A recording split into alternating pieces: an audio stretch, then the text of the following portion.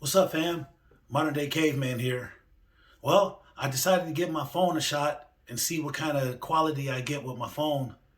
Uh, I don't know. I can't see the recording, but I can't see it in my GoPro neither. So I'm not exactly sure, like if it's even square. I'm gonna try to tighten it up a little bit. So I just wanted to see that if the quality was any better than my GoPro.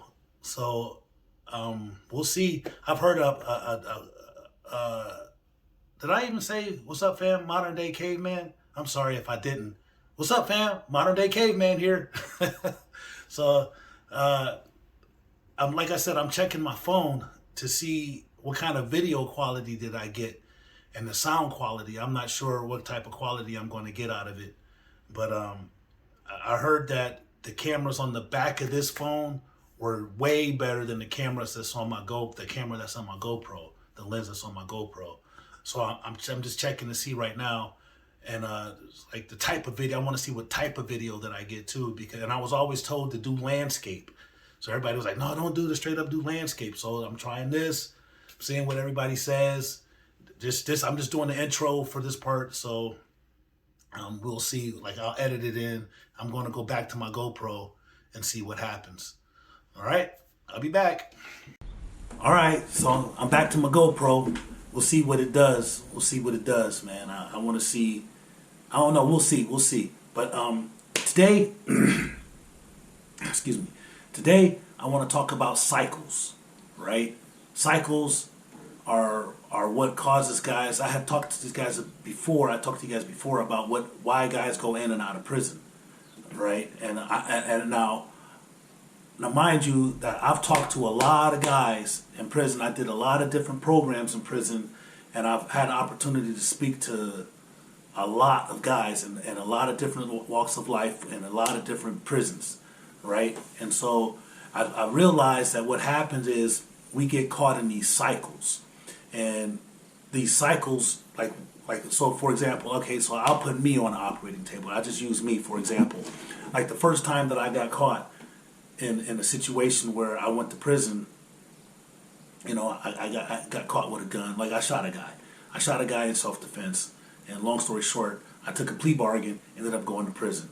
When I came out of prison, I couldn't get a job. Like at that time, like they was really, you know, plus I'm a black dude. I'm in a white town. I shot a guy, you know, I'm a violent offender. So that everybody, and it's a small little community, and everybody knew who I was, and they was like, oh, he's violent.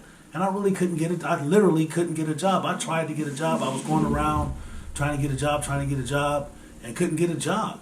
And so at that time, crack had hit, and I started selling crack, right? And it was just these decisions that I was making, and so you know when you start selling crack, you get in this lifestyle. Next thing you know, I'm caught up. I get caught with a gun, right? I get caught up with a gun, and but it was, you know, part of that cycle, being in the drug trade. I get caught up with a gun, and I go to prison again for having a gun because they revoked my probation. I was on probation when I got caught with the gun, so there's another bad decision. So I got caught with probation. I was on probation when I got caught with the gun. Went back to prison. Came out and said, "Well, I'm not going to do that anymore. I'm going to do something different."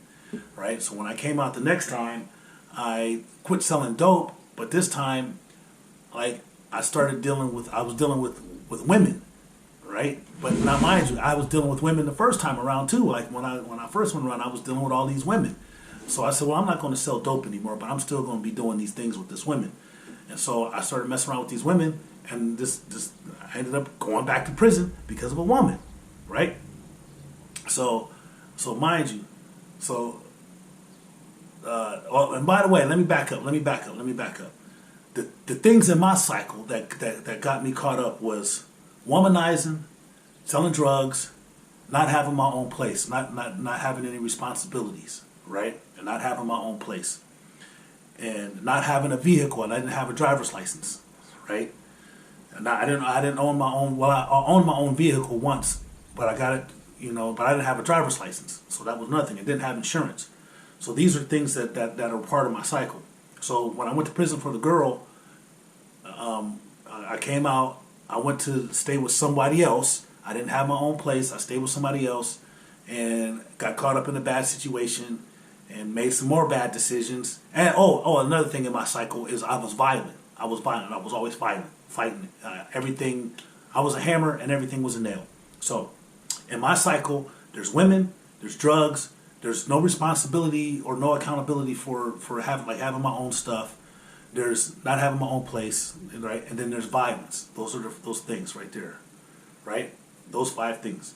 So fast forward, I go to prison again. I come out. This time I say, okay. Well, actually, the last time that I was in prison, this is the last time. I did 23 years. I said the last time that I was in prison, I really had to look at what was causing me to make the decisions that I was making to go to prison. And so I identified those 5 areas of my cycle, right?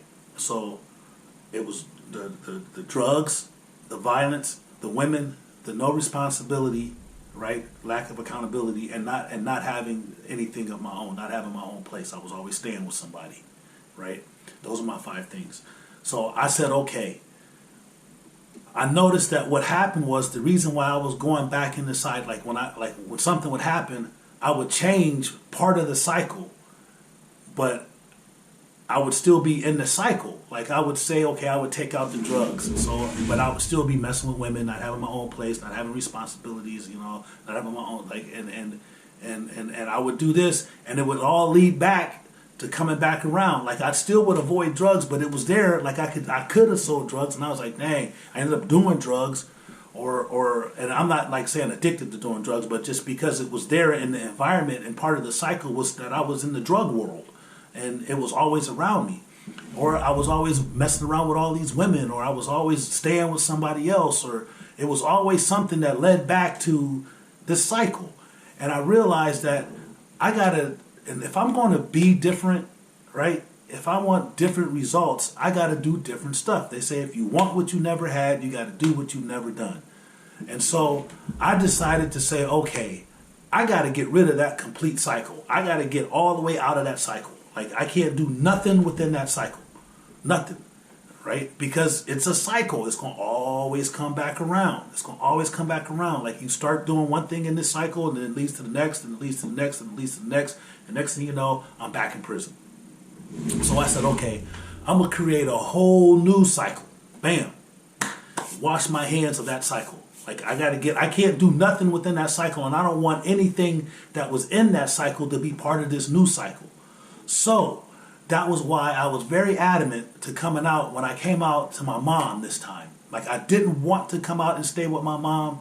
My mission was to get my own place, right? I wanted to get a job. That was the first thing, was to get a job, right? And so like my mom was adamant that, like, she was like, listen, just come out, get yourself together, get on your feet. She had got me some clothes and stuff, and which was awesome because I didn't have anything when I came out of prison. I told you that the department said that, okay, you did 23 years and we're not letting you transition out. We're just going to kick you out after 23 years. You get out and do what you want to do. And if it wasn't for my mom and other people that were in my life, and my daughters, Jenny, like Natalie, like everybody, like it was just everybody that was in my daughter, like everybody, both of my daughters and my son, it was like if it wasn't for them helping me get stable at my mom's house, I wouldn't have been able to move forward with my plan. But because they helped me get stable, I was able to move forward with the plan, which was to get a job. So once I got the job, I got my own place. Right? So now I got a job, you know what I'm saying? So I'm employed, which was a big part of it. I got my own place, right? And then I got my license, and I got more. Actually, I got my license and a car and insurance before I got a job, right? I got all of that like within the first few days, like my first week of getting out. My second week, I stayed at my mom's house for 2 weeks without employment. But after the second week, I was like, I'm going to find a job. And so I had a vehicle. And I started shopping around to get a job. But that's when I got the job in the California Palms. And I ended up getting my own place after. So what ended up happening was, within the first 6 weeks, I had a job, I had my own place, I had license, I had insurance, and I had a vehicle. right? Within 6 weeks. And that was the start of everything. So now I got myself stable to where I can come out. Now, mind you, I wouldn't have been able to do this without a support system. Like, I had to have a support system. So, like, I tell you guys that are coming out of prison, or people that are dealing with somebody coming out of prison, they have to be stable before they can do anything else. We can't. You have to get them stable and able to, like, they need clothes. Like, they're going to need clothes. They're going to need underwear, socks, t-shirts, shoes. If they, whatever, depending on the job they have, they're going to need work clothes, because I didn't have any work clothes. Like, and I was like, dang, I ain't got any work clothes. And you got to remember that whatever time of year they come out, like I came out in the summertime, and when the winter came, I didn't have any winter clothes, right? My mom, thank God, I bless my mom had the foresight to get me a coat in the summertime, so when the winter came, I would have a coat. And I was like, wow, because I wear that coat every day. I promise you, it saved me. And another thing too, where you can go and buy clothes. So I've learned 2 places, right? There's St. Vincent de Paul. I see that they're everywhere. Like, but down here, they got a couple of them down here. Like, a few of them that I've been to. St. Vincent de Paul. It's like a Salvation Army type stuff. Goodwill type thing, like, but they got great stuff. Like, I got a lot of stuff from St. Vincent de Paul, and I went to thrift stores. Like, you go to a thrift store and you get clothes, like items for your house, everything at cheap. I got a couch from St. Vincent de Paul, a leather couch for $65. I got a dining room set for $30 because I paid $10 for the table and $5 for each chair, right? I got a coat. I went to a thrift store and got 2 coats for $40, right? And they're nice coats, like really, really nice coats. But at any rate, the whole thing was, I wanted to talk about, these cycles, right? So I created a whole new cycle, and it's been working. I'm not violent anymore. I have my own place. I got responsibilities and accountability. I don't do drugs, and I'm not womanizing anymore. Right? So all of those things within that cycle, and I've been prospering. Every day I prosper, man. Every day is a blessing that I'm out here. So if you're just coming out of prison, my message to you is this: get yourself stable, and sit down and think about all the things that you did that led you into prison, all the factors that was involved in you going to prison. And I'm talking about the people you hung around with, where you hung around with them at, the things that you did, like the type of hobbies that you had, what activities that you did, right? Your mental attitude, like how was you approaching things? Like, I was approaching everything like it was a nail and I was a hammer. So it was violence, like, aggression, violence, blah, blah, blah. So I need you to really sit down and look inside yourself and decide on these items that are in your cycle. And then try to pattern a new cycle away from anything that's dealing within that cycle. You have to just create a whole new cycle, man. And I promise you, it'll work, because I'm living proof. It's like I'm living proof that it works, right? So don't let these cycles, man, because there's a line that says, there's a Jonathan McReynolds song, and it's called Cycles. And in it says, the devil will learn from your mistakes even if you don't, right? Oh, that's a big line right there. The devil will learn from your mistakes even if you don't. And he'll use them against you. I promise you, he'll use them against you. So you got to stay vigilant. You got to stay vigilant. So that's my encouragement for today, is to look at your life, man. Get out of these cycles. These cycles will cause us to go back to prison, man. You got to get out of these cycles, man. Start something new. If you want what you never had, you got to do what you've never done. Well, I got to say it. Don't forget to like and subscribe to my channel. And don't forget to hit the notification button. I did it. I did it again. All right. Remember, God loves you. So do I. Peace. One love.